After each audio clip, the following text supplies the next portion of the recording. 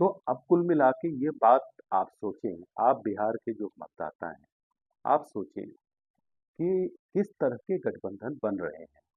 राज ठाकरे जो कभी भी उत्तर भारतीयों के हितैषी नहीं रहे हैं और आगे भी नहीं होंगे, क्योंकि उनकी रणनीति और राजनीति अलग है। ऐसे व्यक्ति को अपना दोस्त बनाने में इतनी जल्दबाजी क्यों की जा रही है? और तेजस्वी यादव, उन्हें तो ये समझना होगा, जो उनका सहयोगी दल है कांग्रेस, उन्हें भी ये समझना होगा कि राज ठाकरे उनके जो राष्ट्रीय परिदृश्य है उसमें फिट नहीं बैठते हैं।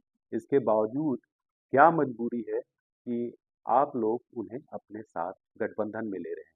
इसका मतलब क्या ये हुआ कि राज ठाकरे की बहुत सारी नीतियों का को लेकर के आपका जो मूक समर्थन है, क्या मैं ऐसा मानूं या बिहार की जनता ऐसा माने? तो हिंदी विरोध हो, उत्तर भारतीयों को पीटने की बात हो, या जो हॉकर्स के जो स्टॉल हैं, गरीब हॉकर, उनके उलट उलट पुलट कर फेंक देना, तोड़ देना, ये कोई नई बात नहीं है। और मतलब मन से अभी भी आक्रामक तरीके से हिंदी भाषियों के खिलाफ अपनी मुहिम चलाती रहती है।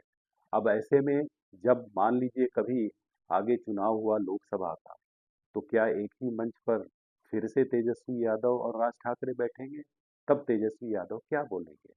जैसे उन्होंने पिछली बार लोकसभा का जब चुनाव हो रहा था, तब उन्होंने उद्धव ठाकरे के साथ जो शेयर किया था स्टेज, तो क्या वैसा ही राज ठाकरे के साथ स्टेज शेयर करेंगे?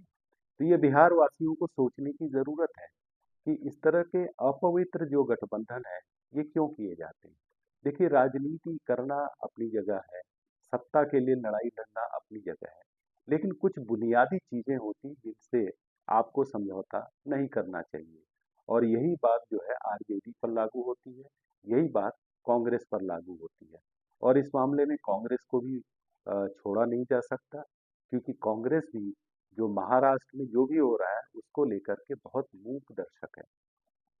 अब चाहे हिंदी विरोध का ही मामला ले लो, जब हिंदी विरोध पे दोनों ठाकरे बंधु यानी उद्धव और राज ठाकरे आक्रामक थे, उस समय भी कांग्रेस के जो स्थानीय नेता है वो उनके साथ ही थे। कई लोगों ने खुलकर समर्थन भी किया। तो बड़ा आश्चर्य होता है कि जब पार्टी आलाकमान जो दिल्ली का है, वो इन सारी बातों को उपेक्षा करता है, उन पर मौन रहता है। आपके बहुत बड़े वोटर बेस यूपी, बिहार और अन्य राज्यों में भी है, राजस्थान में है। तो आप क्यों चुप रहते हैं? आप यानी कांग्रेस। तो कांग्रेस को भी ये सोचने की जरूरत है कि आप जो क्षेत्रीय जो आपकी मजबूरियां हैं, उनको आप क्यों पनपने दे रहे हैं? आप जो क्षेत्र